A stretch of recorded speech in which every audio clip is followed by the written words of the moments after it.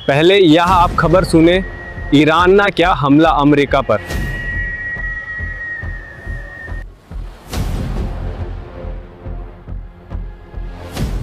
चौबीस घंटे के अंदर ईरान ने अपनी मिलिट्री ताकत के 3 नए वीडियो रिलीज किए हैं।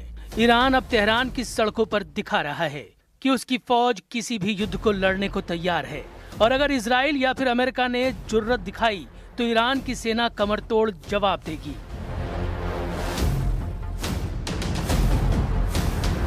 यह है ईरान की बसीज फोर्स।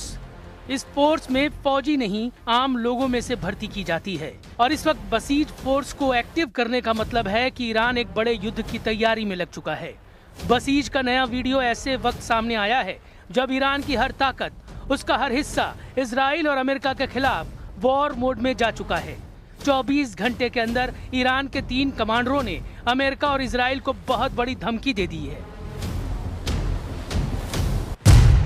ईरान में ऑपरेशन रूम के नए commander major general Ali Abdullahi ने डराने वाला बयान दिया है।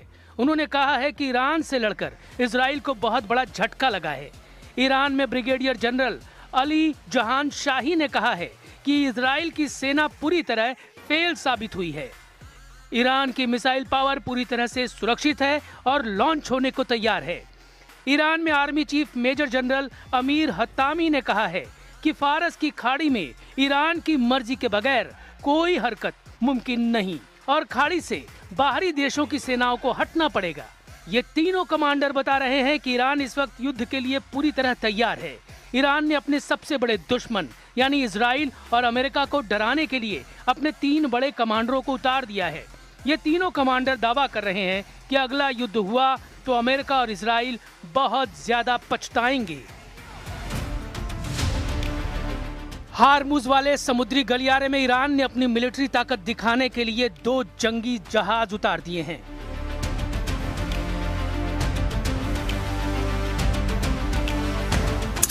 इनमें से एक का नाम है कुर्दिस्तान, नाम कब्रिस्तान है, और मकसद फारस की खाड़ी में अमेरिकी नौसेना की कब्र खोदना है। तेल के टैंकर को एक हेलीकॉप्टर बेस बनाकर समंदर में उतार दिया गया है। यह ईरान के स्पेशल ऑपरेशन के लिए एक लॉन्च पैड है जिसकी रेंज में पूरी फारस की खाड़ी होगी। इस जहाज को गौर से देखिए, यहाँ हेलीकॉप्टर के लिए हेलीपैड भी है।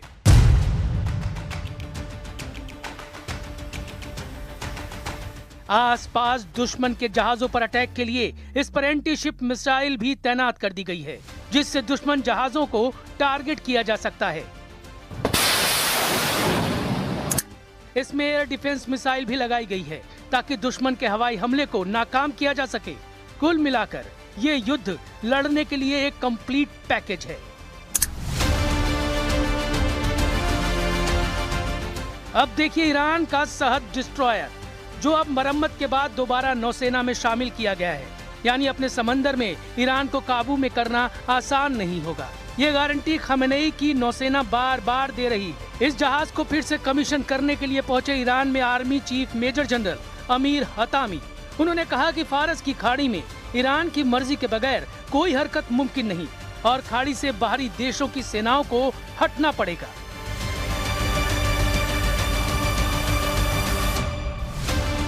इजराइल और अमेरिका से लगातार धमकियों के बीच पश्चिम एशिया में एक और युद्ध का खतरा लगातार बना हुआ है। ईरान पर कब किस वक्त अगला हमला होगा, ये बात सिर्फ और सिर्फ नेतन्याहू या फिर डोनाल्ड ट्रंप जानते हैं।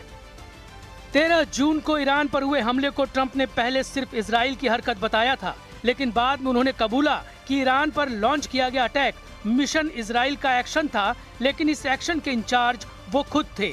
ऐसे में ट्रंप और नेतन्याहू दोनों पर भरोसा करना ईरान के लिए बहुत मुश्किल है।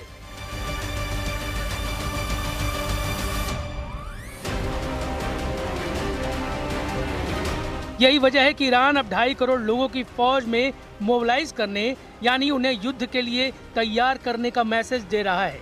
अगर इस बार ईरान और अमेरिका या फिर इजराइल के बीच जंग हुई तो समझ लीजिए कि गाजा और लेबनान के साथ यूक्रेन का युद्ध भी छोटा और मामूली नजर आएगा।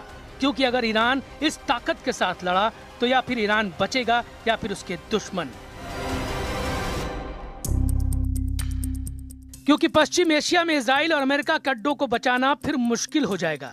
ईरान इसका ट्रेलर जून में हुए युद्ध में दिखा चुका है, जब ईरान ने इजराइल